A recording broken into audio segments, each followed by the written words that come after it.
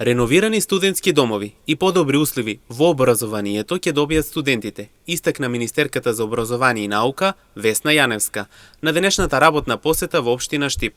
Се размислува и за покачување на студентскиот оброк за студентите, вели Јаневска, и додава дека со ова ќе се овозможи подобри услови за студентскиот живот и учењето. Што се однесува до студентскиот стандард, студентите не треба да имаат дилема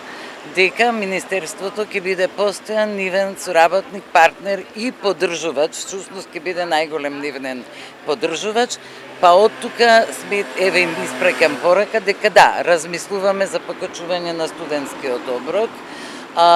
Влеговме во проект на реновирање на студентските домови за тие да имаат подобри услови за живот и учење, се разбира, и факт е дека капацитетите се малку намалени, но се обидуваме тоа да го решиме со тоа што ќе ги пренасочиме дел од студентите кон употребливите ученички домови и ќе се погрижиме максимален број на студенти да добијат легло. Покрај студентите и средношколците ќе имаат подобрување во образованието, а тоа се сведува на едносменска настава за повеќето училишта, а ќе се изврши доградба на училници според потребата на пријавените училишта, истакна Јаневска. Во однос на едносменската настава, значи 124 училишта во Македонија се спремни за едносменска настава, бројот се приближува на 142, расте секојдневно, но ние исто така превземаме големи напори во догледно релативно брзо време да прошириме